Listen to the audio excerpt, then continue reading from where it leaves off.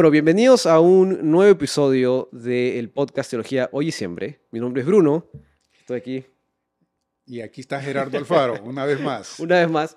Y hoy día vamos a hablar, y conversamos esto hace un rato, sobre el dispensacionalismo, ¿no? Sí. Que, a ver, los dos estamos en DTS, tú eres profesor de DTS, yo soy alumno de DTS. Tú tienes que firmar una declaración doctrinal diciendo que sostienes el dispensacionalismo. Sí. Yo, y he sido bien transparente sobre eso, considero que es la postura en todo caso a la que más me acerco. No tengo que firmar todavía nada, pero, Está bien. pero sí considero que es una postura que refleja mejor el texto bíblico. Y conversamos de hacer esta conversación para dar ciertas luces, ¿no? De Claro. qué es el dispensacionalismo. Y creo que el punto de partida, y decíamos eso hace un rato, debe arrancar por las definiciones, ¿no? Sí. Que creo que es algo útil. Así que te paso la pelota a ti. ¿Cómo lo definirías? Claro, es importante empezar por ahí, ¿no? La definición. La palabra dispensacionalismo es una palabra que nace de esa palabra dispensación que aparece en el texto bíblico. La palabra dispensación básicamente puede traducirse como mayordomía o administración. En general, entonces, la palabra, cuando se ocupa para hablar de un movimiento teológico llamado dispensacionalismo, se está pensando en esas diferentes administraciones de la historia de su pueblo que Dios ha venido cambiando, si quieres, a través de toda la historia de salvación, otra vez. Entonces, que existen esas diferentes administraciones en donde Dios hace cosas que no ha hecho hasta el momento y que deja de hacer cosas que en el pasado se hacía. Ese es un elemento central en lo que se entiende por dispensacionalismo, ¿verdad? Correcto. Entonces, la palabra otra vez significa administración y se aplica a la forma del gobierno que cómo Dios ha administrado su gobierno sobre su pueblo en especial. Y en términos generales, digamos que el dispensacionalismo como tal ha muchas veces señalado que existen varias de estas administraciones, ¿verdad? Que no se trata de una sola línea, que Dios, aún en medio de su inmutabilidad y aún en medio de que Él es fiel, aún así ha tenido varias formas en las que Él ha querido soberanamente administrar la historia de su pueblo. Claro, y ahí tiene un profesor de lenguaje en la universidad que decía, cuando uno define algo, debe ser tal cosa es y debe estar seguida de un sustantivo. Entonces ya, es un error decir, una guitarra es eso que tocas, ¿no? No, a ver, una guitarra es un instrumento. Entonces, a mí siempre me resuena eso en la cabeza porque en Perú por lo menos tenemos esta idea de... Justamente. ¿Tú en qué trabajas, no? Yo trabajo y ahí está esta muletilla de todo lo que es, ¿no? En todo lo que es construcción. A ver, tú trabajas, dame un sustantivo, ¿no? Entonces, en lo que es, diría uno por aquí. Exacto, en lo que es, ¿qué es eso, no? ¿Qué es eso? Y yo, algo que creo que hay que tener en mente es que la teología dispensacional, y lo digo para los que están escuchando esto, ¿no? Es en el fondo un constructo teológico, ¿no? Es una postura teológica. Sí. Por más de que tú y yo la sostengamos, o de que alguien sostenga otra postura teológica, debemos recordar que estamos hablando de una postura teológica al fin y al cabo, ¿no? No es palabra de Dios, no es infalible. Estamos hablando de un constructo teológico que por más preciso o impreciso que lo consideremos, sigue siendo algo humano, ¿no? Y en cierta medida por eso fallido, limitado, ¿no? No es perfecto, no es infalible, por lo menos como pretenderemos y sostendremos nosotros los evangélicos, de que no hay declaración dogmática infalible. Pero y me parece interesante cómo comenzamos esto, ¿no? En donde creo que la reacción normal y usual de todo creyente cuando le dices es la forma... Porque me pasó la primera vez que yo lo escuché. Es eso de en que administras, ¿no? Y yo decía, ¿Dios administra? Y administración a mí me suena un término bien moderno, ¿no? De administración de empresa. Ese fue mi pregrado. Dije, ¿Dios administra? Y luego, claro, cuando vamos al texto bíblico, porque la gente también le choca, vemos que la palabra está. Sí. El término está explícitamente en el texto bíblico, no es un término ajeno al texto bíblico, está ahí. Y lo otro es que creo que lo decía profesor Mark Bailey en la clase de hermenéutica. Él decía que todos los que, o sea, todos implícitamente cuanto menos, nos damos cuenta de que Dios ha cambiado en esa administración con el ser humano, ¿no? Sí. Decía, ¿alguien aquí sigue sacrificando animales? No. Y se reía y decía, entonces todos somos dispensacionales, ¿no? Sí, sí, sí. Pero la reacción es esto que tú comentabas, ¿no? Pero Dios no cambia, ¿cómo cambia su administración? Pero es algo que evidentemente hace. Hay cosas que hoy hacemos que antes no se hacían, ¿no? Claro. Yo creo que por ahí o sea, es una decisión importante, ¿no? Pero no sé si Sí, en la manera de distinguir cuando lees el texto bíblico que hay cosas que han venido que antes no estaban dentro de la historia. En realidad, la discusión, como podemos mencionar más adelante, a lo mejor este tema nos va a llevar sí, yo sé, un par por lo menos. Un par, yo creo. Sí, pero en la medida en que uno empieza a leer el texto bíblico y vas mirando diferencias, hay algunas cosas que se hacen obvias, que no necesitas trabajar demasiado para darte cuenta que es a partir del Éxodo que comienza algo diferente a lo que antes había, ¿no? Aunque había pueblo de Dios, aunque había patriarcas, aunque había gente que tenía una relación con Dios, en Éxodo comienza algo diferente, con un pacto diferente. A ese tipo de cambios es a los que nos referimos y que obviamente no queremos pasar por alto si queremos ser sensibles al dato de la Escritura.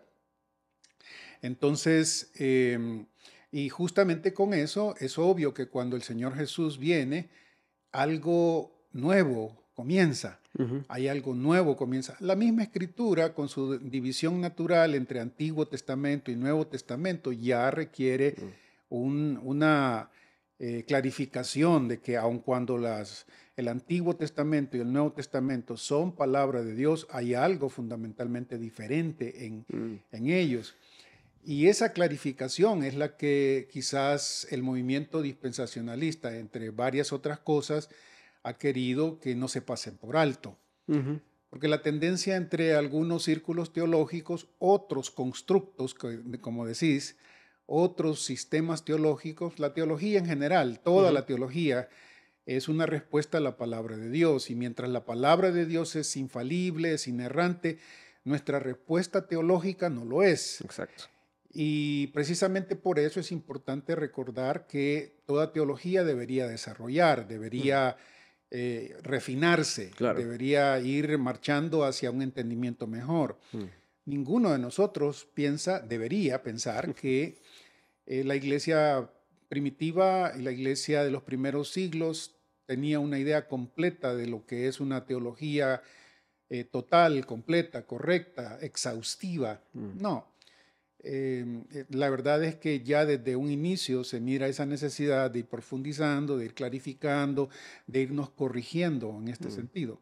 Sí, sí. Y el dispensacionalismo como movimiento moderno, si quieres, participa de ese elemento, creo yo, mejor que otras escuelas teológicas. Sí, sí. Y algo, por ejemplo, porque vamos a hablar del desarrollo histórico y de las implicancias. Hice la pregunta en Instagram y les dice, bueno, ¿cuáles son sus principales dudas? Y muchos se fueron al tema escatológico y de Israel y la iglesia. Y eso está bien, pero algo que a mí me gusta hacer, que creo que es útil, es decir, ok, todas esas son diferencias que seguro muchos han escuchado.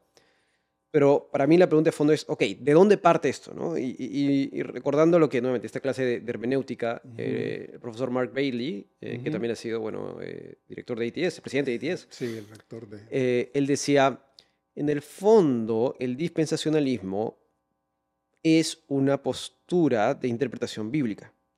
Y yo creo que ahí está la raíz, ¿no? En cómo vamos a interpretar el texto bíblico. Todo lo otro es consecuencia de eso, ¿no? Y bueno, aquí tengo lo que vimos en esta clase, estaba repasando mis notas, claro. y decía, bueno, citando a Ryrie, decía, claro, las tres cosas que sostiene la postura dispensacional o la teología dispensacional era la hermenéutica literal del texto bíblico, que el propósito de la Biblia es doxológico, es decir, el propósito es adorar a Dios, todo es para la gloria de Dios, Y finalmente la distinción entre Israel y la Iglesia, aunque creo que este último punto es una consecuencia de la interpretación literal, literaria, histórica, gramática del texto bíblico. Pero a mí no me gusta decir me gusta, porque digo, en última instancia, la gente puede decir, y a mí que me interesa que te guste o no te guste, ¿no? Siempre digo así. Como, cuando también trabajaba es como, cuando tenía equipos a cargo y cosas, yo le decía, a ustedes no les puede importar lo que a mí me guste o no me guste, porque en última instancia eso no interesa. Interesa lo que es correcto o incorrecto, ¿no? Sí. Y yo decía, pero ese es el fundamento, ¿no? Y creo que la pregunta de fondo es esa. ¿Cómo debemos interpretar el texto bíblico? Y yo sostendré que para interpretar el texto bíblico hay que tener un método de interpretación que responda al tipo de texto que tenemos enfrente y que a menos que tenga elementos suficientes para entender que estamos frente a una figura literaria y frente a un discurso, no quiero usar la palabra alegórico, pero frente a un discurso, bueno, usaremos alegórico. Sí, alegórico, metafórico, simbólico, no voy a asumir eso, ¿no? Entonces yo creo que ese es el método correcto. Y me parece que ese es el punto de partida. No sé tú cómo lo veas. ¿O crees que no? ¿Nos puedes decir? Sí, mira, yo pienso que la discusión hermenéutica sobre el asunto del dispensacionalismo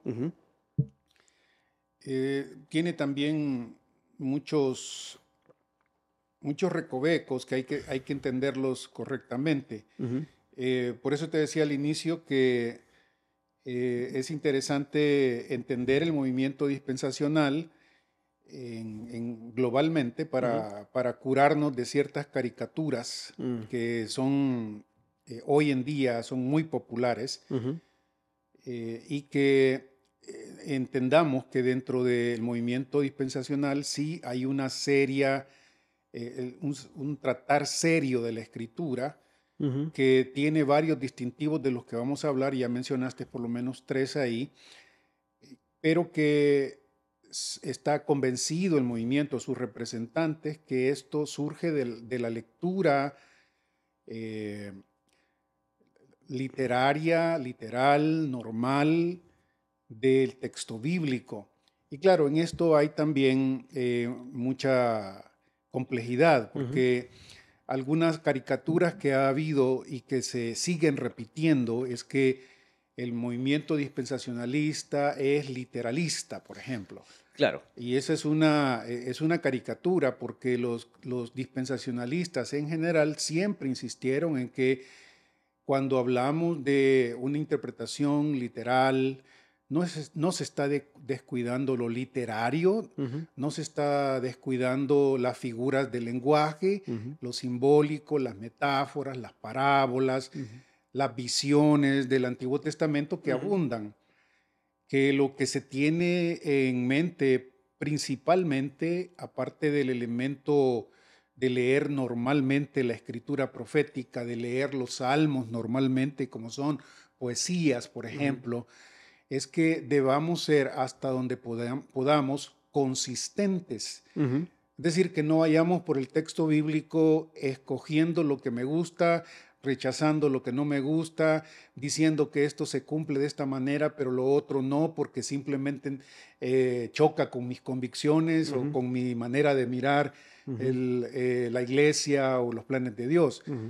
El dispensacionalismo en general, y vamos a mencionar que hay varias escuelas dentro del dispensacionalismo. Sí, hay discrepancias, ¿no? Pero en general ha insistido en que debamos ser responsables, consistentes, que no dependa del teólogo particular que mira esto de esta forma, lo interpreta de esta otra manera, sin darte los suficientes datos textuales que apoyen esto y que sea, una vez más, consistente. Consistencia es aquí una de las cosas centrales. Sí. Ahora, pero para ponerme en la postura contraria, por ejemplo, yo te he escuchado que tú lo usas, y sé que se usa en general, ¿no?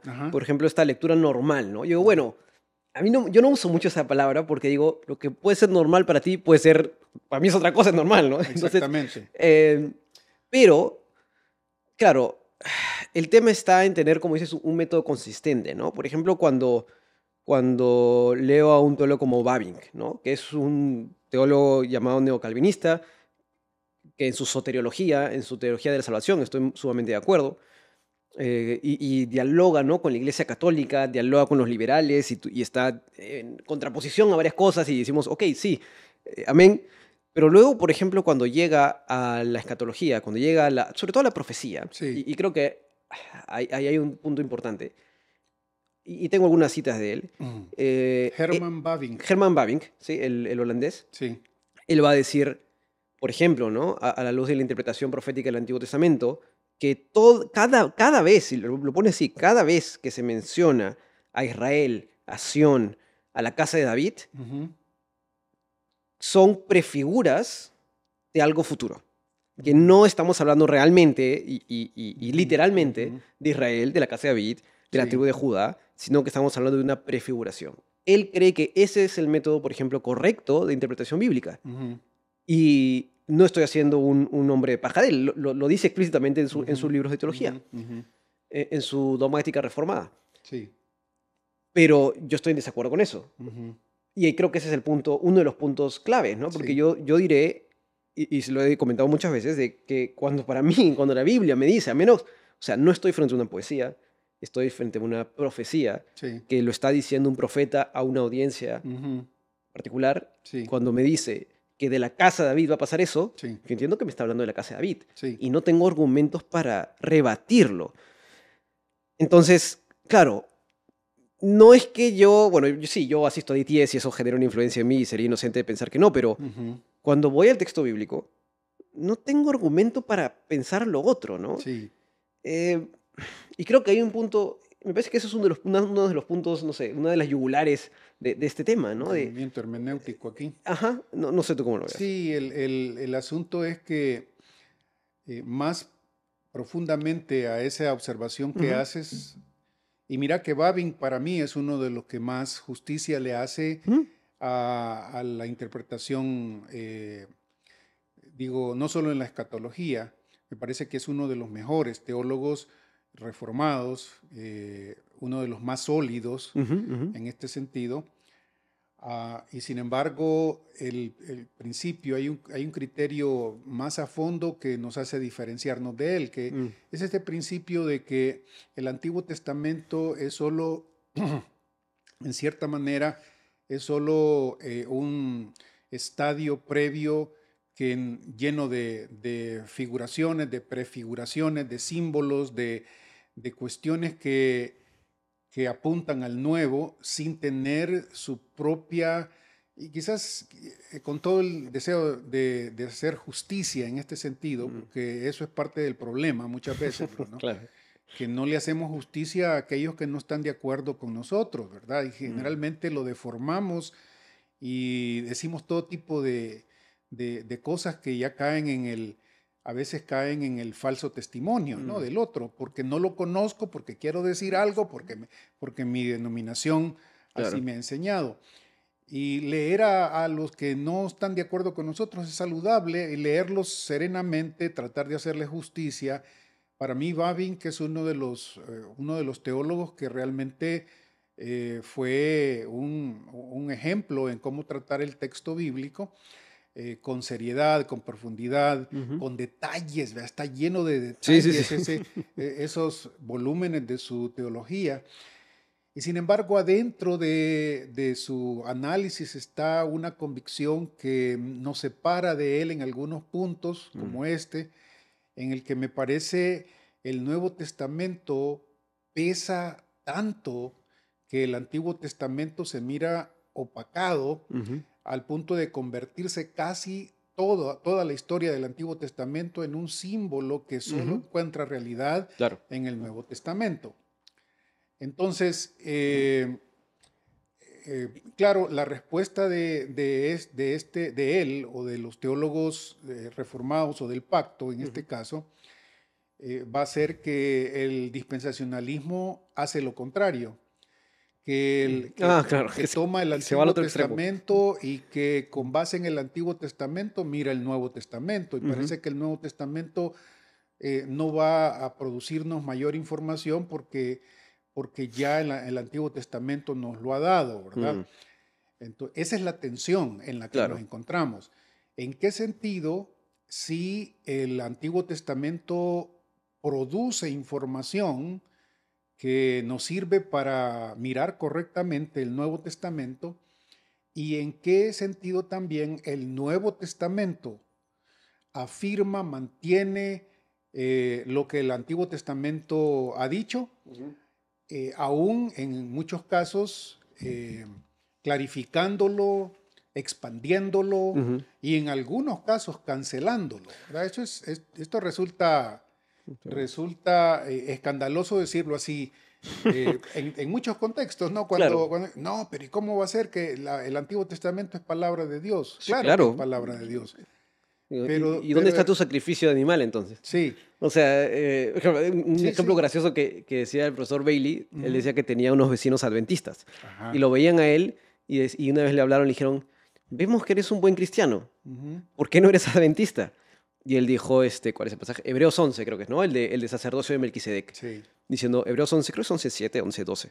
sí. Em, y él decía, Jesús, por ejemplo, cumple el rol de sacerdote, ¿no? Entonces, como sacerdote del orden de Claro, Melquisedec, que claro, es preeminente al orden de Aarón, él claro. tiene la potestad en el cumplimiento de Ujú.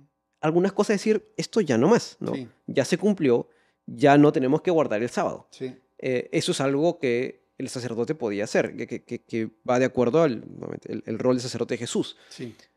Pero, pero claro, va a ese punto que tú comentas, ¿no? Que bueno, Babin comenta, ¿no? De cómo interpretar las profecías del Antiguo Testamento, qué peso darle al Antiguo Testamento, ¿no? Sí. Y algo que estaba repasando en la mañana, y voy a poner el link acá, que es este libro que tú lo recomendaste y que también lo recomendó este profesor Bailey, y no me acuerdo, lo recomendaron 3. Y dije, ya, pues si 3 lo recomiendan, tengo que comprarlo.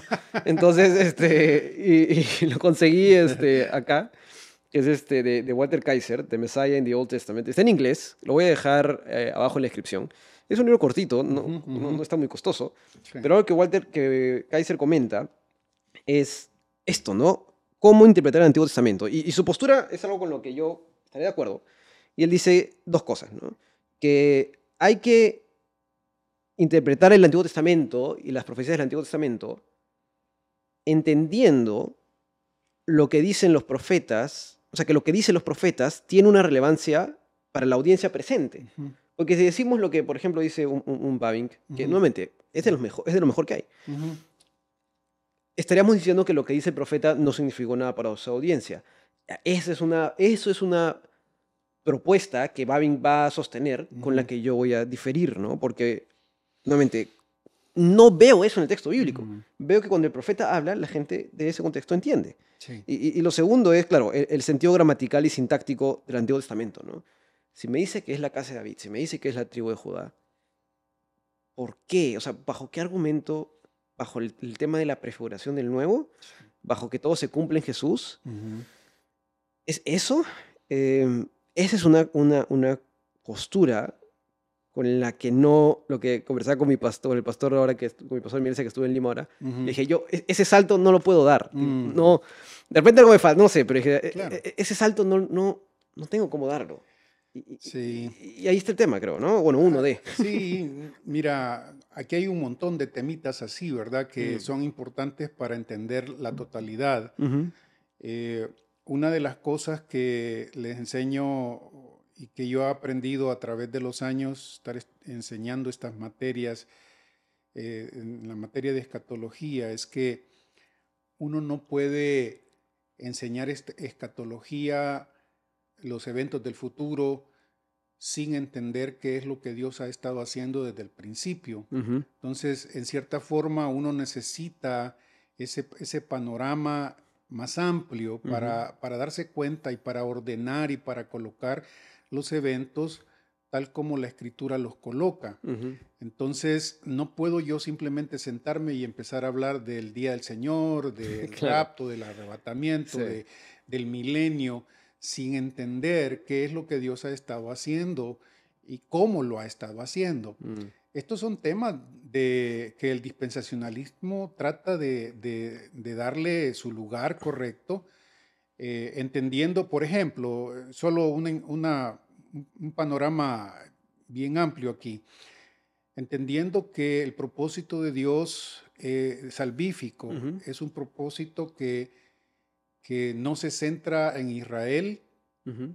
en primer lugar, ni en la iglesia como comunidad mesiánica, Ujú. en segundo lugar en el Nuevo Testamento, sino que su propósito es alcanzar a todos los pueblos, Ujú. que todas las naciones oigan el plan salvífico de Dios, Ujú.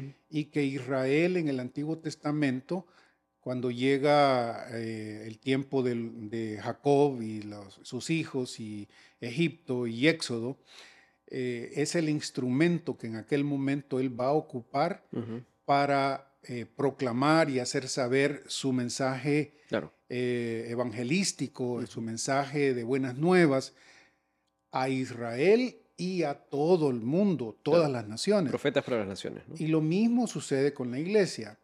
Entonces, cuando viene el tiempo de la iglesia, en un sentido la iglesia toma funciones que Israel tenía, Ujú. esta función de proclamar las virtudes de aquel que nos llamó por Mm. su gracia, ¿verdad? Y por su gloria. Ujú. Esta es función que ahora la iglesia lo tiene, Ujú. y que Dios ocupa a la iglesia para alcanzar a las otras naciones. Ujú. El futuro estará marcado por ese elemento salvífico que Dios, un elemento que incluye, que busca a todas las naciones, que no se concentra en un solo pueblo, Ujú.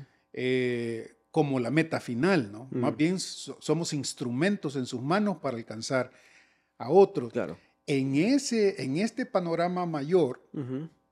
eh, Israel, eh, según el mismo dato bíblico, ha dejado de funcionar por un tiempo. Ujú. Se ha endurecido No, Pablo lo dice en Romanos, por ¿no? su rechazo, por su rechazo de Jesús, ¿verdad? Ujú. Pero que, de acuerdo con lo que Pablo dice en Romanos 9 al 11, viene un tiempo en el que va a volver a Ujú. ser retomado por Dios, Ujú. otra vez como instrumento suyo, Ujú. no como meta o no como que... porque digo esto porque muchas veces se piensa que el dispensacionalismo está enamorado de Israel y prefiere a Israel sobre todas las cosas, aunque la nación de Israel esté haciendo todo tipo de abusos y de Mm. injusticia, lo cual no es cierto, Mm. ¿verdad? Bueno, yo diría, para ser justos, hay personas, hay dispensacionalistas Ujú. que me da la impresión que a veces sí. O sea, que tienen como una fijación con Israel, ¿no? Sí, Pero yo digo, a ver, yo juzgaré y evaluaré las posturas y las ideas por su mérito, ¿no? sí, Por lo que son, más sí, que por algunas personas en sí, particular. sí. Porque hay de eso, o sea, para ambos lados, ¿no? O sea, y a mí me pasa, por ejemplo, y de repente saliendo un poco el tema, ¿no? Con la teología o con los católicos, ¿no? Con los Sí, católicos romanos. sí, Y digo, a ver, yo tengo más problemas con la teología católico-romana que con los católicos, sí. porque encuentro católicos que tienen verdadera fe. No diré necesariamente que sea el común denominador, pero encuentro católicos que, o sea, no le puedo, no puedo decir con absoluta certeza, Ujú, este no cree en el, o sea, ujú, cree en el mismo Dios que yo, ujú, no tiene una fe verdadera. No, ujú, no puedo hacer eso tan ujú. fácilmente, porque no lo veo necesariamente. Ahora, con la teología sí, con la idea sí, voy a tener discrepancias Sí, fortísimas, pero creo que lo justo y lo correcto es evaluar la idea sobre la base de lo que profesa, ¿no? Y para ser justo nuevamente al otro lado, es ujú, cierto, y creo que esto ha pasado, que el movimiento dispensacional, aunque ujú. yo no me gusta hablar movimiento, Sí, pero la teología la- dispensacional es amplia, ¿no? sí, Difiere entre ellas, ¿no? Una pregunta que me sí, hacían en Instagram era, por ejemplo, ¿estás de acuerdo en todo lo que dice la Biblia de Scofield? No, me parece que es muy cuadriculado sí, Scofield. Y Schaeffer también, ¿no? A veces cuando lees, me da la impresión de que, claro, en su sistema ordenado llega un punto donde, claro, si no entra en la cajita, ujú, como que dicen, no, que tiene que estar, ¿no? claro. Entonces, y a veces me parece que se va un poco de largo en ese sentido, Ujú, pero eso para mí no sería un error sí, tirar a la basura todo el resto de las otras cosas que creo que sí son, claro. que sí son correctas, ¿no? Sí, sí, sí. Igual a la Obviamente, inversa, ¿no? Con la teología del pacto, pasa igual. exactamente, eso iba a decir. Cuando me quedo, mira, esto es preocupante para mí, Ujú. porque, bueno, es preocupante en el sentido de que, no en el sentido de que algunos, no me gusta ocupar esa palabra, laico, Ujú. para un laico realmente dentro de los evangélicos esa terminología propiamente no debería ocuparse porque todos somos pueblo. Sí, claro, laico claro. significa pueblo. Lutero estaría en desacuerdo. Sí, no hay sacerdotes como, Claro. como una clase aparte entre los evangélicos. Pero al ocuparla y haciendo esta acotación aquí de qué entiendo por laico, entiendo aquel que no tiene una formación teológica seria, entiendo a aquellos que quizás han oído información por acá, información por allá de algunas cosas, han visto individuos que pretenden o se presentan como dispensacionalistas y sacan de ahí, digamos, sus conclusiones. Claro. Digamos que eso es normal, digamos, que alguien haga eso. Lo que sí me preocupa es que hay muchos, una buena cantidad de aquellos que dicen ser, que dicen tener formación teológica, Claro. que dicen haber estudiado teología seriamente y que se mantienen haciendo cierto tipo de caricaturas de los movimientos teológicos en general que no se justifica. Claro. Porque Pero eso es la minoría, ¿no? No sé. Yo soy muy de no prestarle atención a eso, pero... No, yo digo, mira, otra vez, es lo que te estoy diciendo. Si alguien de la iglesia que no tiene ninguna formación viene y me dice, te hace esa pregunta como esta, por ejemplo, ¿tú crees todo lo que dice la iglesia, la Biblia de Scofield, por ejemplo?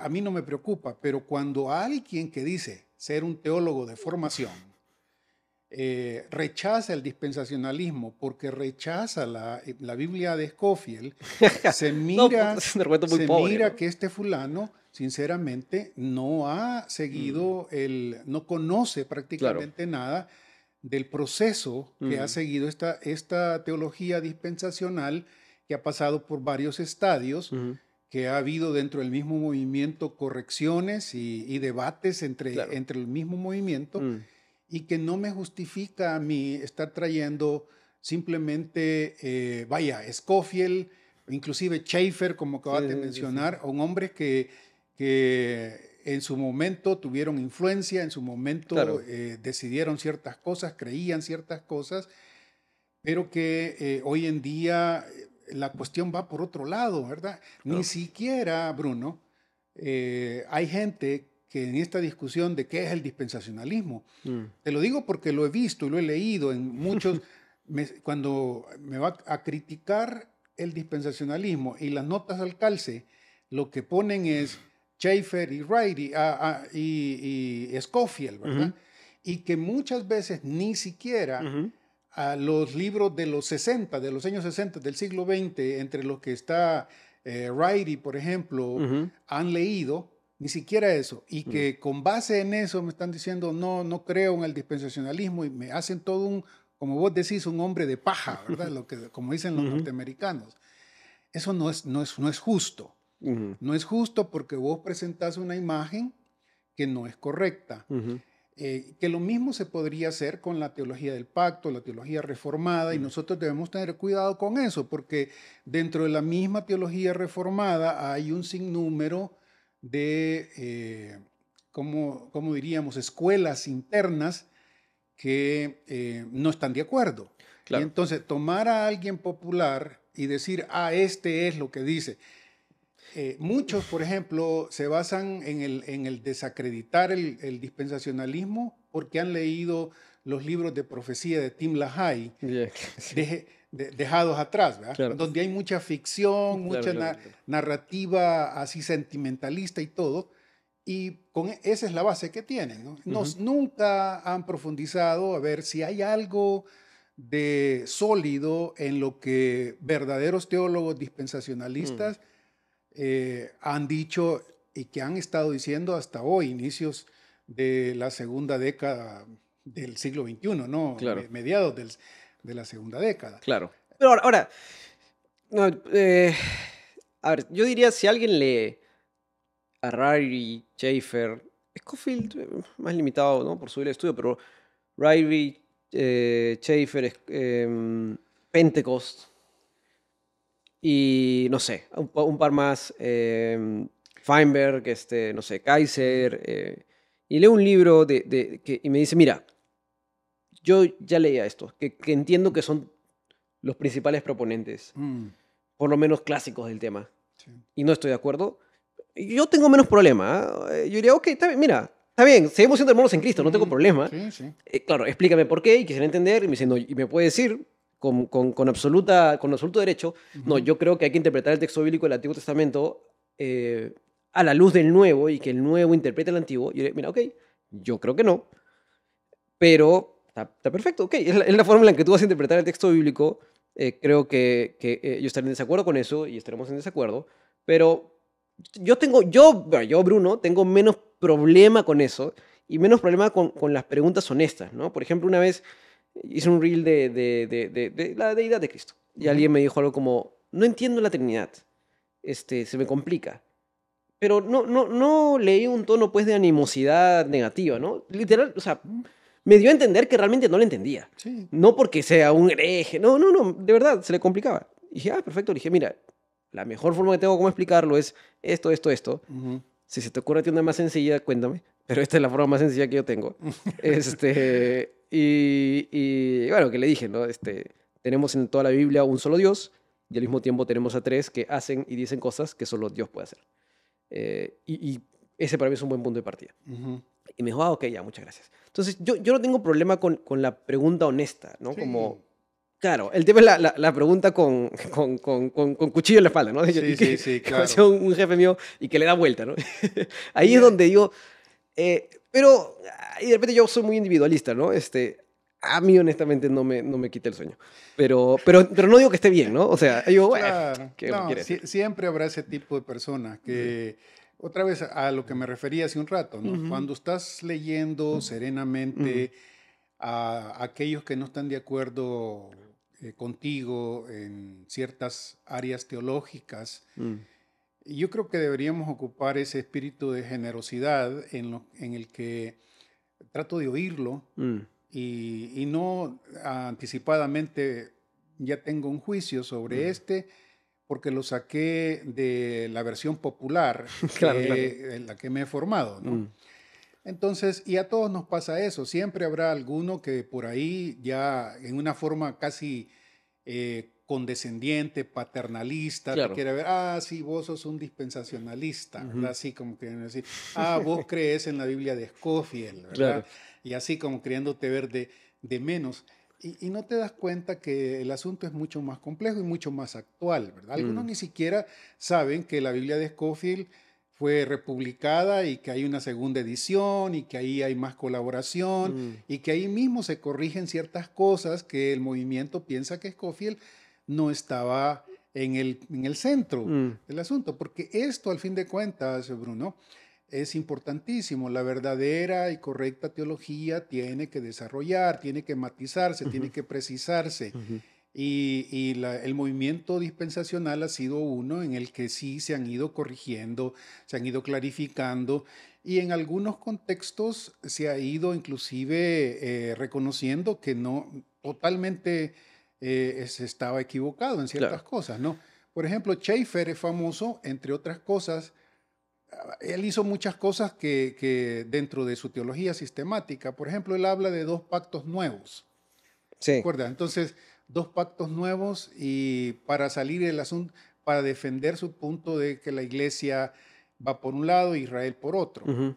Sí, yo Y- también leí y dije, a ver, yo entiendo el nuevo pacto, está bien, pero de ahí me sacó otro y dije, a ver, ¿cómo es eso? Y entiendo su lógica, sí, es como es bastante lógico, ¿no? ujú, Es bastante lógico. Él, sí, él quiere terminar de encajar todo sí, y hace uso de ese instrumento teológico.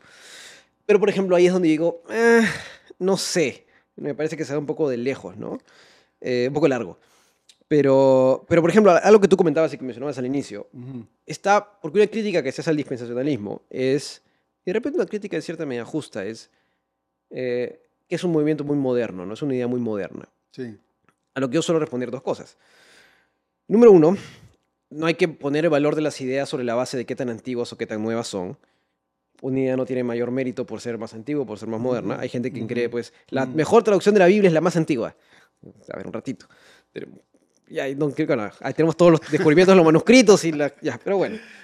Una idea hay que evaluarla sobre la base de lo que sostiene, ¿no? Y ver si sí, es fidedigna al texto bíblico. sí, Y lo otro es, y ahí tú podrás elaborar más que yo, ujú, es que, en la iglesia primitiva vemos a varios padres de la iglesia sosteniendo no obviamente una estructura dispensacional completa, porque no es su preocupación. Un amigo me decía, ¿y por qué? ¿Quién era dispensacional en la iglesia primitiva? Decía, a ver, para comenzar los estaban persiguiendo, entonces no es que me voy a sentarme a hablar de escatología. Pero lo que sí tenían bien claro eran dos cosas, que creían en un milenio literal y creían que Jesús iba a volver. Esos son dos fundamentos que la postura o la teología dispensacional va a sostener también. Bueno, todos sostenemos que Jesús va a volver, pero el tema del milenio literal, ¿no? La literalidad escatológica es algo que sí vemos presente en la iglesia primitiva. E incluso así, yo suelo ser bastante escéptico con los argumentos históricos, porque una vez alguien me dijo, pero Lutero y Calvino y todos eran amileniales. Sí. ¿Y? Sí. ¿Y qué hay con eso? Claro. La preocupación de Lutero, de Calvino y de todos los reformadores es un tema más soteriológico que otra cosa, ¿no? No pretenden reformar, de hecho no se quieren separar. Ellos encuentran un problema teológico en el lado de la salvación. Sí. Pero bueno, ahí metí como 4 cosas a la conversación, pero el lado histórico es algo que se le suele achacar, y lo he visto bastante, como es un movimiento bien moderno. Yo digo, sí y no, ¿no? Pero tú lo puedes ver. Sí, claro. Mira, hace poco oí a un profesor decir que ese punto de acusar al dispensacionalismo de ser reciente, de ser moderno, de ser nuevo, casi siempre hecho por los movimientos reformados, el neocalvinismo, diciendo que esto es así. Decía, eso es como cuando un niño de 7 años le dice a su hermanito de 5 años, eres inmaduro. ¿Me entendés? Claro. Porque cuando uno revisa la reforma o la teología del pacto, claro, estás hablando de movimientos que, si bien es cierto, anteceden a la formulación de lo que hoy se conoce como dispensacionalismo, un par de siglos, ¿no? Hablemos de un par de siglos, que quizás menos, sí, pues. Porque todavía es una cuestión de estar investigando. De hecho, hay varios libros hoy en día en inglés. Lástima, en español no tenemos eso y tardan para que se traduzcan.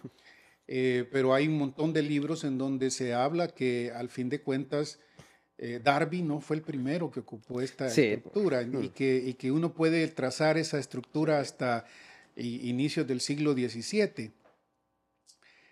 Por eso, decir, hablar de que el dispensacionalismo está mal porque es muy reciente, mientras nosotros somos solo 200 años, mucho antes, es algo risible. Sí. Pero el punto es que ninguna de las teologías que hoy existen puede trazarse directamente hasta la iglesia primitiva de la misma forma. Yo estuve sirviendo, por ejemplo, en un seminario bautista por casi 20 años, en donde escuché muchas veces hablar de que la iglesia primitiva era la iglesia bautista, ¿verdad? Entonces, los landmarkists. Sí, está bien. Sí, es cierto que hay un montón de cosas que están conectadas y son más cercanas a la teología bautista contemporánea, pero hay otras que no, y es anacrónico. Eso quiere decir, es un anacronismo, o sea, no tiene pies ni cabeza, ¿no? Entonces, las teologías contemporáneas que hoy tenemos, pasando por la Iglesia Católica Romana y luego todas la variedad de teologías protestantes. Los ortodoxos también, ¿no? Sí, los ortodoxos son el resultado de un proceso que no vamos a encontrar en la iglesia primitiva o en los padres apostólicos, que es la etapa que sigue después de los apóstoles. Alguien que salga hablando de las diferentes, que hay 7 dispensaciones, por ejemplo. Claro. Eso sería...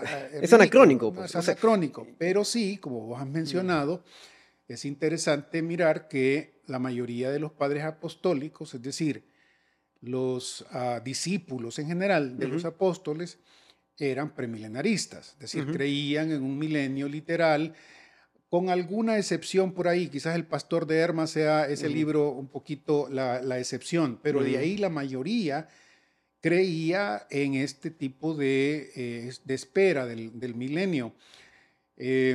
A esta manera de entender el asunto a veces se le ha llamado premilenarismo histórico, que ha, digamos, sido rescatado, que ha sido enfatizado por hombres teólogos del Nuevo Testamento como George Ladd, por ejemplo, o Craig Keener, por ejemplo, o Blomberg, por ejemplo. Todos ellos respaldan ese movimiento premilenarista histórico, que realmente si lo quieres llamar así está bien, pero también sería un anacronismo pensar que es igual lo que está con los padres Decir a que lo que ellos sostienen. Claro. No, no es así.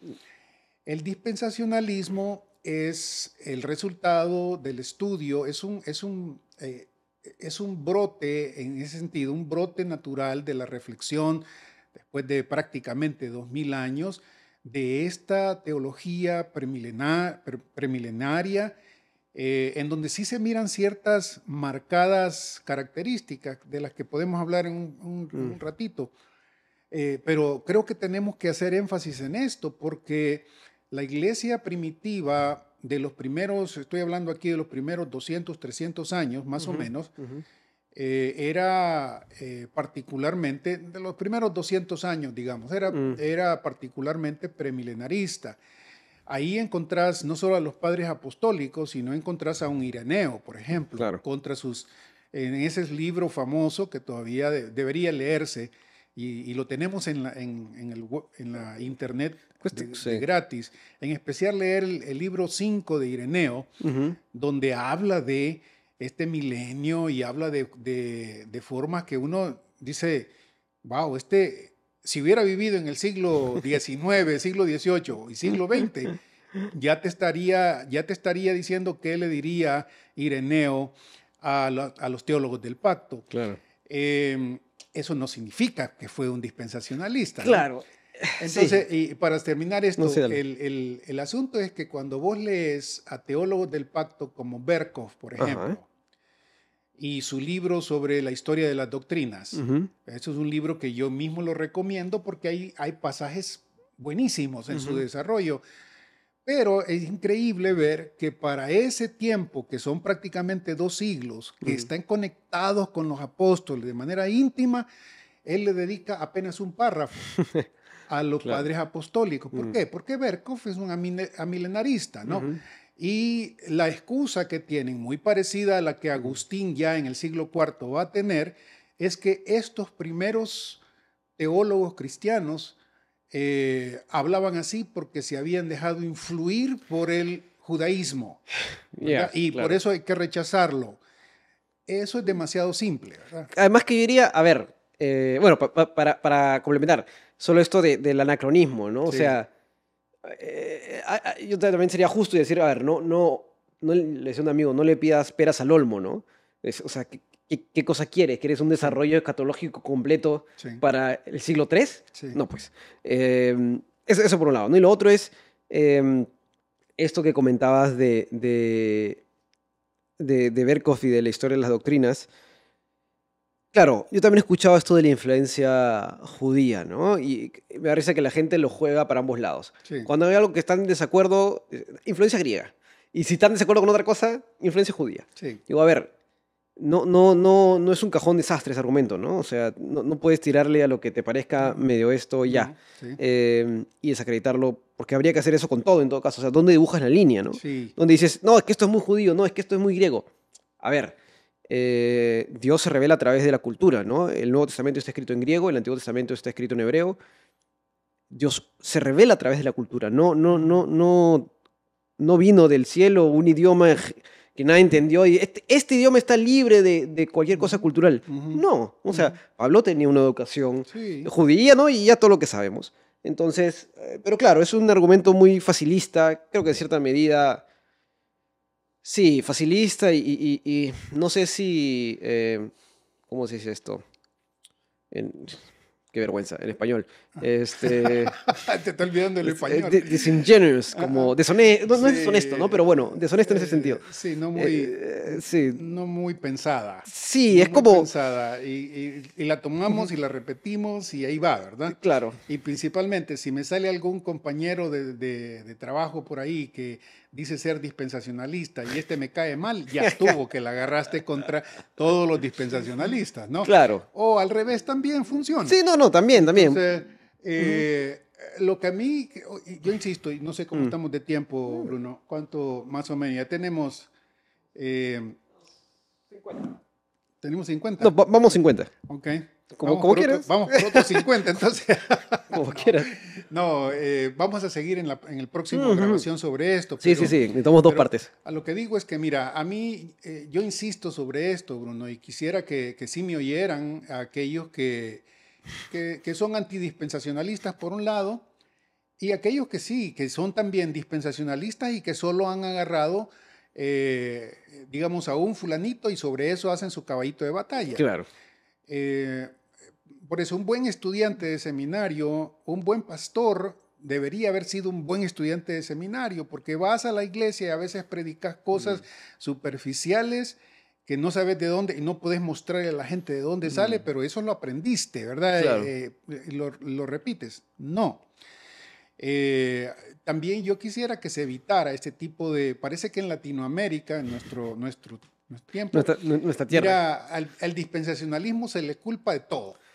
Es decir, no sé si has visto el meme de, que se ha hecho viral, los memes estos que se han Sí, hecho sí, sí. virales sobre los penaltis que le cobran al Real Madrid. Ah, ya, sí, claro. Cualquier cosa, penalti del Claro, Real Madrid, claro. penalti para el Real Creo Madrid. que Mbappé en sus 7 primeros goles, 4 son de penal y ya todo el mundo le Sí, dice, ya, pues son todos de penal. y entonces se cae un burro sobre el otro, penalti para el Real Ah, sí, Madrid. sí, claro, pasa cualquier cosa que no tiene que ver con Cualquier cosa, fútbol. alguien se cae en las Sí. escaleras, penalti para el Real Madrid.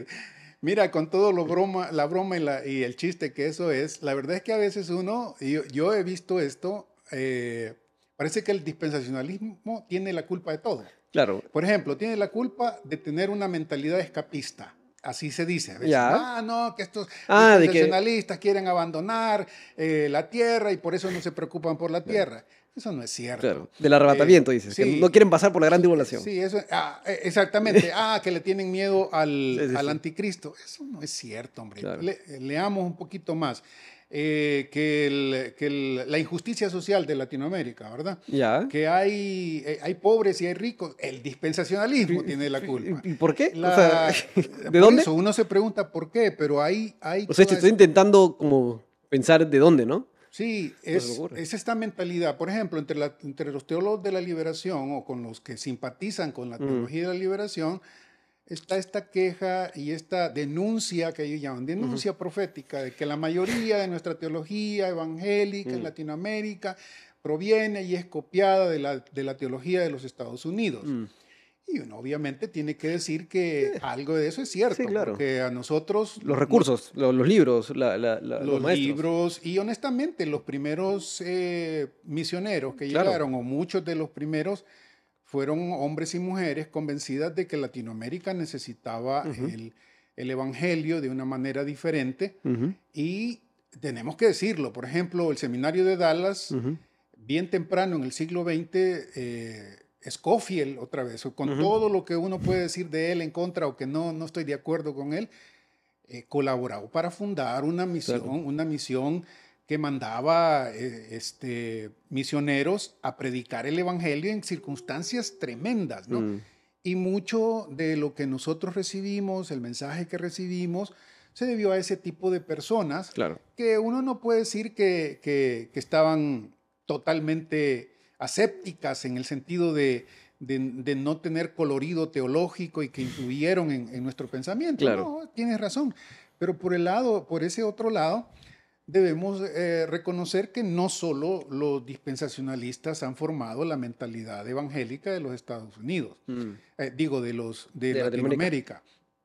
Entonces, y que la mentalidad escapista, por Mm, ejemplo, si uno quiere ser serio, la debe trazar no solo a la obsesión con el rapto, con el arrebatamiento, Sí. la debe trazar, y fíjate con esto. Está bueno esto de la obsesión, porque sí, es una obsesión a veces. Sí, pero esa obsesión escapista que algunos tienen, también tiene su base en este concepto espiritual casi gnóstico que mantiene cierta teología tradicional católica, reformada, en donde lo que importa no es el hombre total, la mujer total, que incluye su sociedad, que incluye su cultura, que incluye la creación, sino que, y yo como siempre lo hago, Bruno, es revisa, por ejemplo, las secciones de la teología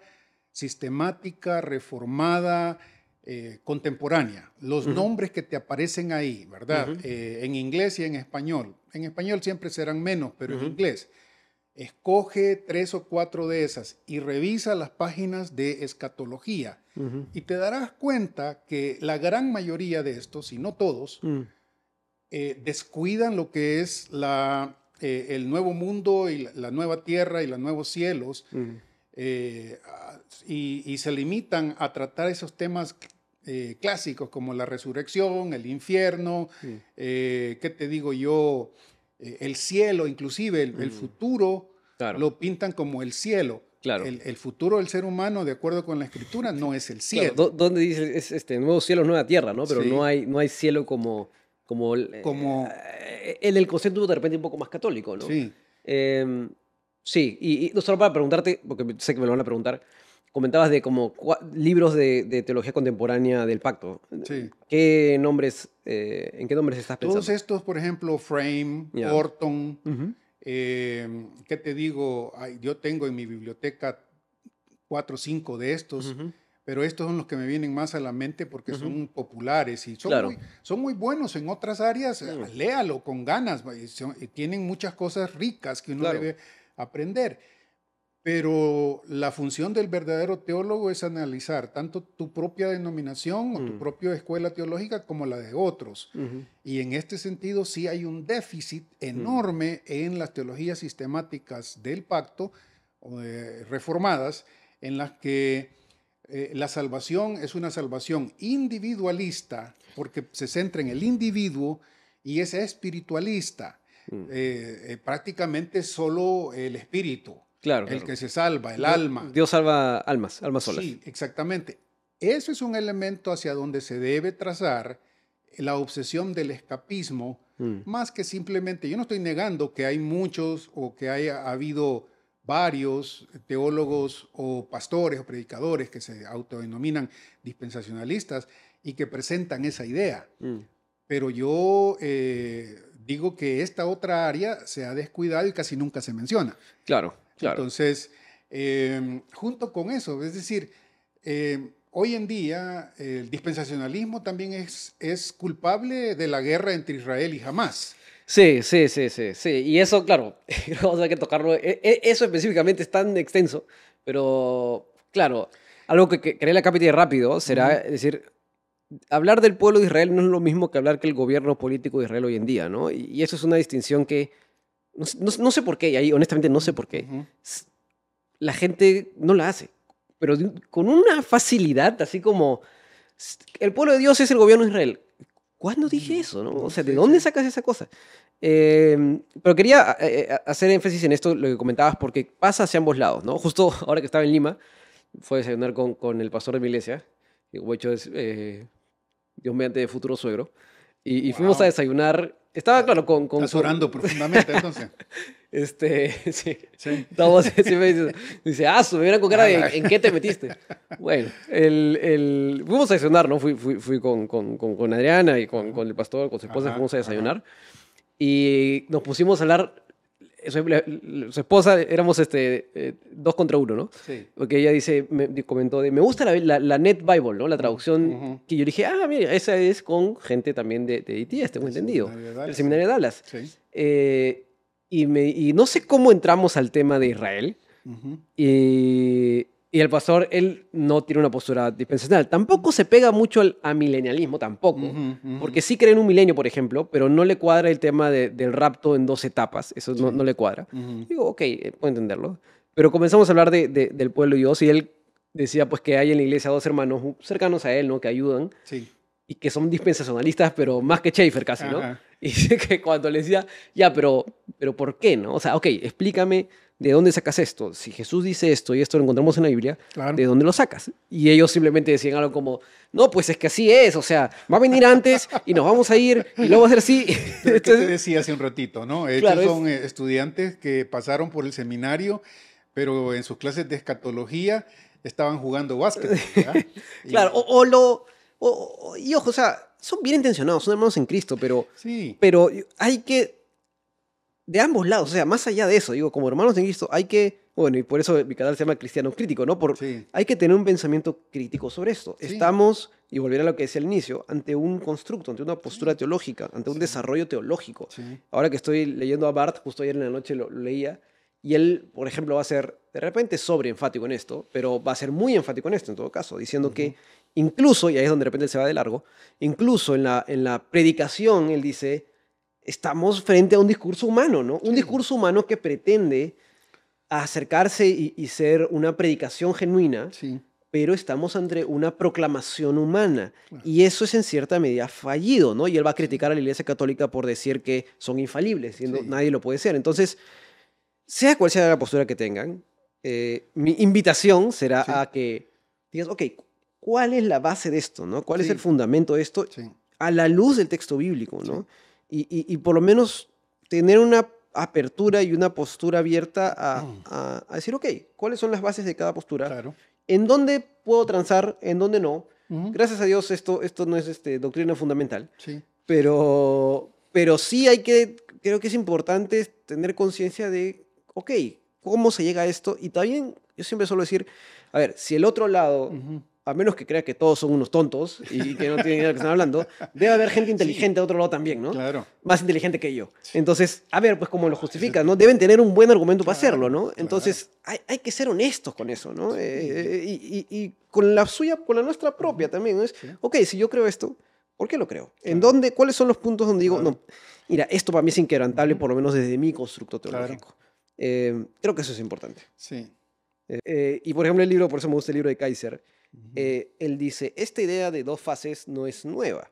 Y cita algunos salmos y dice, y yo se le comentaba eso a mi pastor, pero no entré más porque ya, bueno, ya había que seguir, pero le dije, en el Antiguo Testamento tenemos momentos donde la profecía, un salmo, pone de una sola la, todo lo que sucede con Cristo, y ahí pone, ¿no? Por ejemplo, ¿no? que pondrá a sus enemigos bajo el estrado de sus pies, Claro. y eso no se cumplió.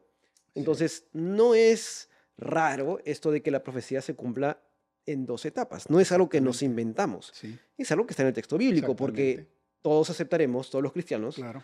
y por eso no somos judíos, que la primera parte sí se cumplió y la segunda no. Y como es palabra de Dios, se tiene que cumplir. Sí. Claro, los judíos dirán, no, pues no lo cumplió todo, no es el Mesías. Sí. Y ahí estaremos en desacuerdo, pero no es algo, o sea, puedo entender que a alguien le suena raro, porque a veces es cierto que Jesús cuando predica y habla de su segunda venida, o sea, lo hace como que vengo y esto va a pasar, ¿no? Sí. Te da esa sensación, Sí. y yo lo entiendo, y Sí. me parece correcto, pero tampoco es descabellado sacar Sí. lo otro, no es que vino Schaeffer y se lo sacó el sombrero, ¿no? Y dijo, oye, mira, son 2 Cabal, etapas cabal. y ya está, ¿no? Y algunos piensan así, Claro. ¿verdad? Es que esa es parte del problema, Bruno. Es decir, algunos simplemente entras con un prejuicio y ya, eh, está leyendo mal a propósito, ¿verdad? Claro. Este está leyendo mal a propósito. No, las cosas son un poquito más complicadas, como vos decís. No solo ese elemento que en el Antiguo Testamento tenemos varios ejemplos de cómo la profecía se cumple en 2 etapas, cuando en el Antiguo Testamento no se nos ha dado ninguna pista de que así va a ser, Exacto. ¿verdad? Sí, La misma venida del Señor, ¿verdad? exacto. Es Sí, un sí, sí. pasaje que habla de la primera venida del Señor y de la segunda al mismo tiempo. Ujú. Isaías 53, ¿verdad? En este Ujú. caso, sí, las 2 cosas juntas. El pasaje del Señor en Lucas capítulo 4, donde está hablando en la sinagoga de Nazaret, donde Él se detiene para predicar el año agradable de Dios, de Jehová. Pero si vas a la profecía que está citando en Isaías, te das cuenta que inmediatamente después del año agradable viene el juicio de Dios. Exacto. Y ese juicio pues no ha venido todavía. Pero además de esos elementos que son ahí, son importantes reconocerlos, tenés que reconocer que hay otros elementos importantes para dar pauta, a pensar que al final de los tiempos, antes de la venida del Señor, algunas cosas van a suceder que nos permite ver que aun cuando la venida del Señor es un solo evento, sí puede ser, para decirlo de alguna forma, se desdobla en varias cosas. Entonces, que tradicionalmente el dispensacionalismo, por ejemplo, ubica del arrebatamiento a la segunda venida del Señor 7 años ahí más o menos de lo que se dice, que se saca de una interpretación de Daniel y que luego se aplica a entender el libro de Apocalipsis en ese sentido. Ahí hay cierta lógica. Tú puedes no estar de acuerdo con ese análisis, pero hay ciertas razones para hacerlo. Y cuando lees los discursos escatológicos del Señor Jesús, te das cuenta que las cosas son más complicadas, porque no es tanto así que el Señor Jesús viene de un solo y que hay demasiadas complejidades. Por decirte algo, Marcos capítulo 13, ¿no?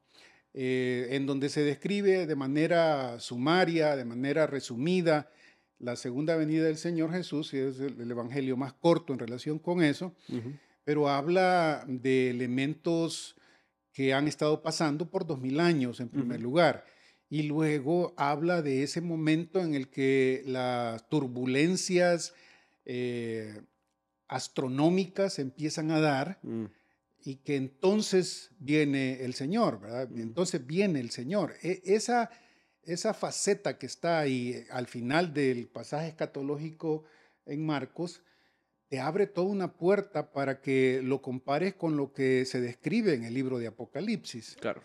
Entonces, eso aunado, y por supuesto de esto tenemos que hablar con más detenimiento, te da pauta para pensar que el Señor en su bondad y misericordia y promesa, por un lado, ha permitido que su pueblo, Israel por un lado y la iglesia por el otro, pasen... Ahí ya varios van a preguntar. Sí, yo sé. Mira, para mí la cuestión es, se ha confundido tanto este asunto. Yo hablo del pueblo de Dios y dentro del pueblo de Dios debemos reconocer a Israel proveyendo una dimensión del pueblo de Dios que la iglesia no la tiene, y la iglesia, que es parte del pueblo de Dios, provee una dimensión que Israel no lo tiene. Pero por eso, de esto podemos hablar en el siguiente, en el siguiente podcast. Lo que estaba diciendo es que cuando revisas el pasaje escatológico del Señor en Mateo, en Lucas, en Marcos, te das cuenta que hay ciertos indicios en esos pasajes. Si tenés los ojos bien abiertos y conoces la panorámica completa, en donde hay suficiente espacio para colocar lo que Apocalipsis dice sin violentar el hecho de que esto es una unidad. Los dispensacionalistas nunca han dicho, es decir, yo digo nunca, teólogos serios, de peso, yo no puedo meter las manos por aquellos que medio conocen del tema, de que estas son dos venidas independientes, ¿verdad? Claro. No, se trata de una sola venida, el día del Señor. El día del Señor incluye varias cosas. Claro, que es el día, ¿no? No es... Es una temporada, es una época, así como el día de la gracia en Génesis, en Lucas 4, es el día del Señor que incluye, por un lado, bendición para su pueblo y juicio para los que no son creyentes. Claro. Eso es claro en el Antiguo Testamento. Los profetas menores es clarísimo. Entonces, si tomamos en serio el hecho de que Dios ha prometido bien y librarte de su cólera, para ponerlo su cólera, su ira al verdadero Hijo de Él, a su pueblo consagrado, vuelto, arrepentido a Él, esas dos dimensiones no se pueden quitar. Es decir, por un lado, Dios viene y va a hacer juicio.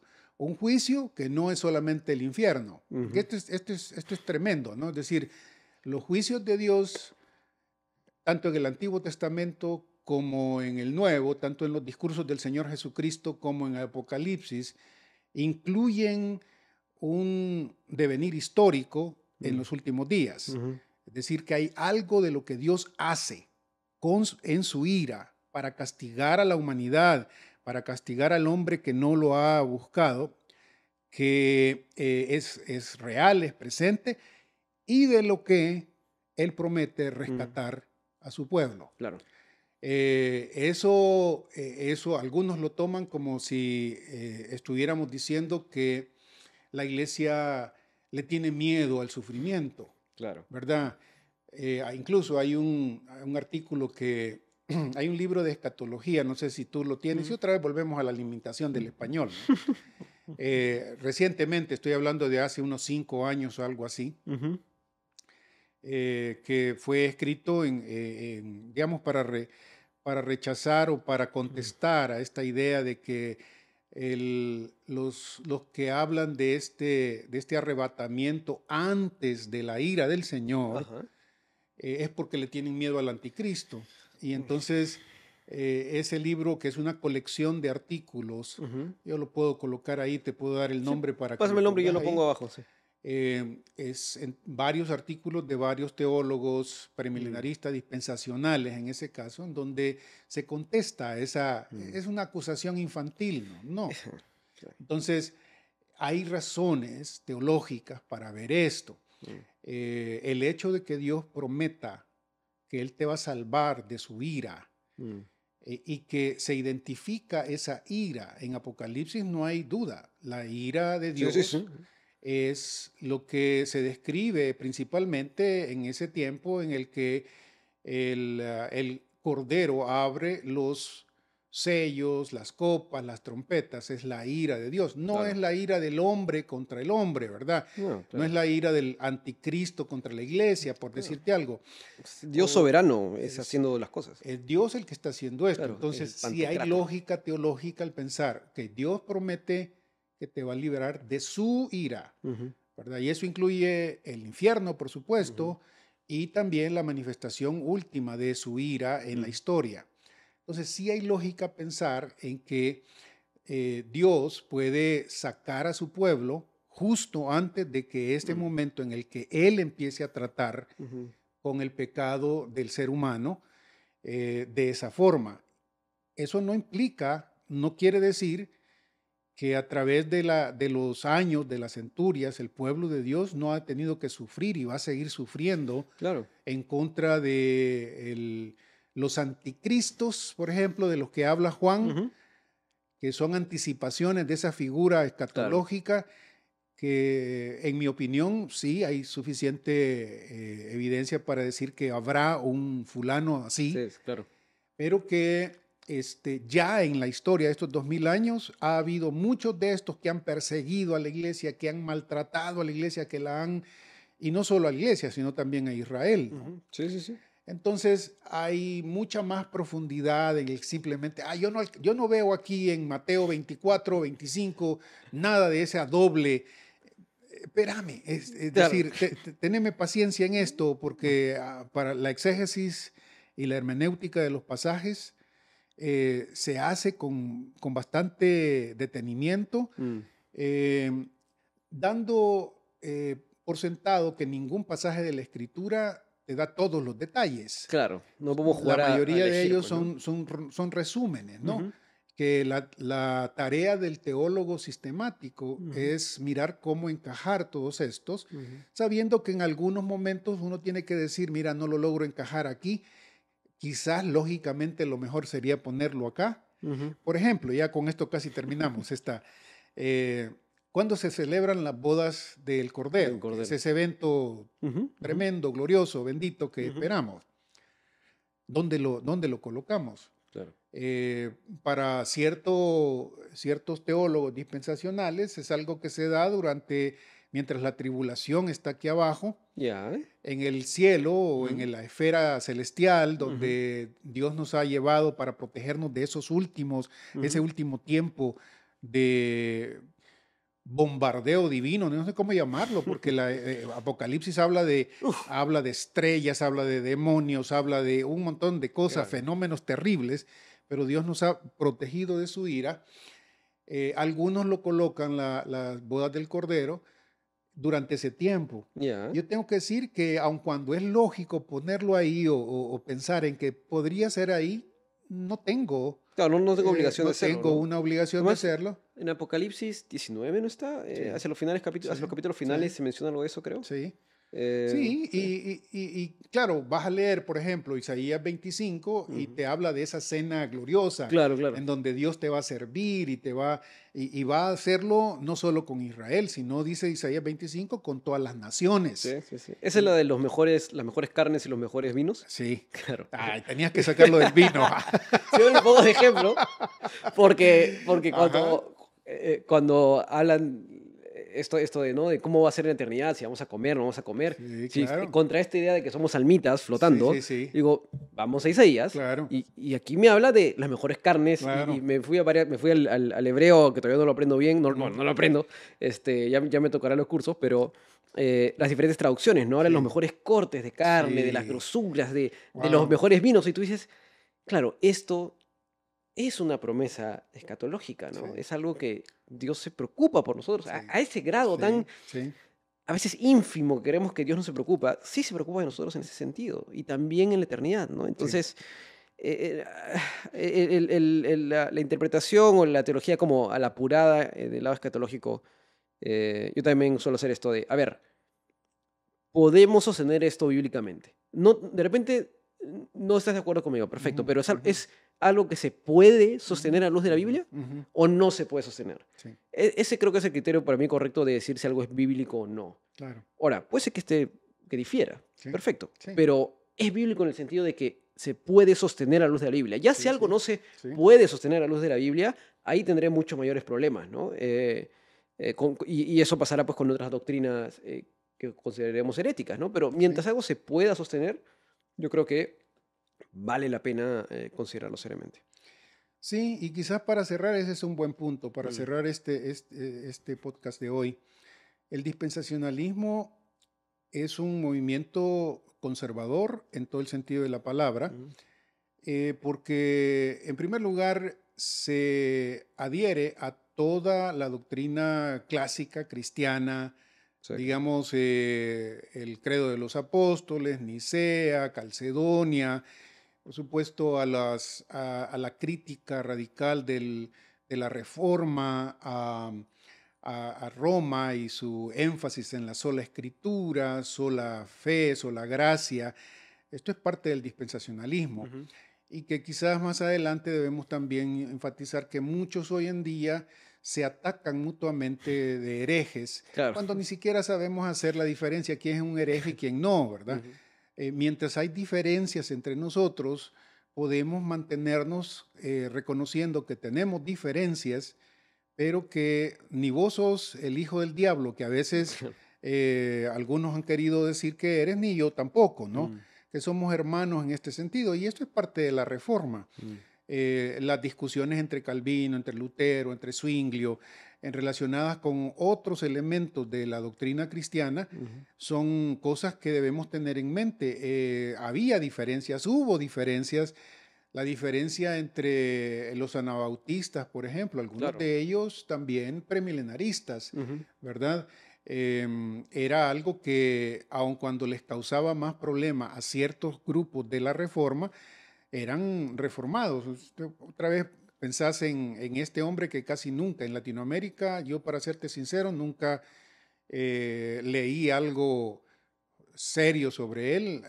Baltasar Hofmeier, por ejemplo, ujú, es un anabautista de corte conservador, anabautista, sólido, un hombre del Renacimiento en ese sentido, conocedor de los idiomas, pero anabautista, Claro. a diferencia de Calvino y Lutero y Zwinglio, que hablan de la unidad entre la iglesia y el Estado y que piensan en el bautismo de niños. Baltasar Hubmaier dice, no, ¿verdad? Es esa fe, el bautismo es para creyentes. Claro. De eso casi no hemos oído, y ese es un excelente recurso histórico para darnos cuenta que estas ideas de el premilenarismo, de la salvación de creyentes y no del bautismo de niños, que es tan típico en iglesias presbiterianas, no todas, pero iglesias reformadas, ya era algo que estaba ahí, claro, y que en muchos contextos no se les miraba como, este es otro hereje, ¿verdad?, por querer esto.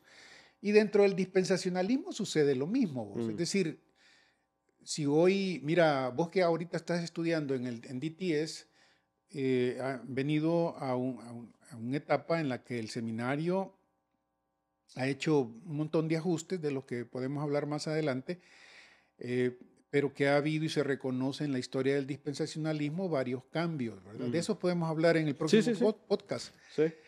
En el que si vos no estás de acuerdo con Schaeffer, como las cosas, seguramente si hubieras vivido en el tiempo de Schaeffer te hubieran dado duro. Claro, como, porque ¿quién es este pequeñuelo que está levantándose contra este gigante de la teología?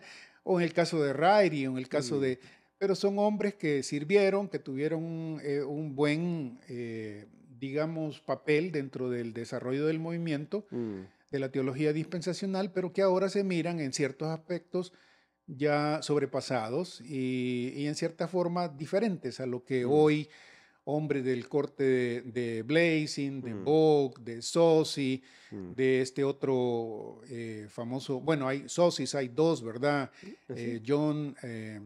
Mark Saussure es el hijo de este otro, si lo buscas en el internet y en YouTube vas a encontrar algunos de sus videos, que eran dispensacionalistas progresivos, lo que hoy se llama progresivo, ¿no? Feinberg, por supuesto, que hay varios Feinberg también, no sé si había sabido. Sí. Me ha pasado. Geisler, por ejemplo, otro que estuvo en el seminario de Dallas y que aquí mismo encontré gente diciendo, no, yo no estoy de acuerdo con este tipo de posturas, pero en una forma... Y hay otros dentro del mismo dispensacionalismo, Bruno, que sí son radicales y quizás en cierto momentito hasta sectarios, ¿no? Claro. Pero eso lo reconocemos nosotros. Pero no se vale hacer una sombría y decir todos estos son así. Mismo saco. Por ejemplo, si lees ese libro de Ryrie, me imagino que ya lo ha de haber ojeado por lo menos, Dispensacionalismo Hoy, que escribió a mediados de los 60, encontrarás que él hace un ruego al final y también dedica un capítulo al hipercalvinismo, a hiperdispensacionalismo. Sí. Si me preguntas a mí, yo nunca, aquí en el seminario de Dallas, nunca he conocido un hipercalvinista, claro. Que no significa que no exista. Claro. Y que sí, a mí mismo me han puesto en problemas y discusión teológica fraternal, por lo menos de mi parte, a decirles, hermanos, tranquilos, en estas áreas las cosas no se manejan así, ¿verdad? Entonces, hay mucha tela que cortar en eso. Sí. No, está bien. Y ya en el siguiente creo que conversaremos de la distinción entre, queda en el tintero, ¿no? Porque hemos hablado creo que de la base, y está muy bien. Creo que de ahí debemos hablar de la distinción, las consecuencias, ¿no? Las implicancias. La distinción entre la Iglesia e Israel, que ahorita lo comentaste rapidito. ¿Cuál es el fundamento de eso? ¿Cómo lidiamos con estos pasajes que parece que sí, parece que no? Y también un poco de lo contemporáneo. Lo contemporáneo, ¿no? Lo coyuntural, lo de Israel. Que hoy en día es tan analizado y desdoblado, pero sí, creo que eso va a estar interesante. Tenemos que hablar de eso porque algunos inclusive a eso culpan al dispensacionalismo en general, que falló el fulano que estaba dando, supiste de eso, ¿no? Esta gente que estaba pronosticando que de septiembre 18 iba a venir el Señor, dispensacionalista, penalti del Real Madrid, ¿verdad? Sí. Pero bueno, con eso les recuerdo que, bueno, gracias por escuchar, gracias por ver. El próximo episodio será de dispensacionalismo también. No se olviden de darle like, suscribirse. Voy a dejar aquí abajo los libros que hemos mencionado para que lo chequen. Son buenos libros. Y hagan sus preguntas. Yo, como les dije, hice esta pregunta por Instagram en Stories, pero dejen cualquier pregunta acá para, de repente, si es que no responder a la pregunta directamente, en la conversación tenerla en cuenta. Y eso. Gracias y bendiciones. Hasta la próxima. Nos vemos.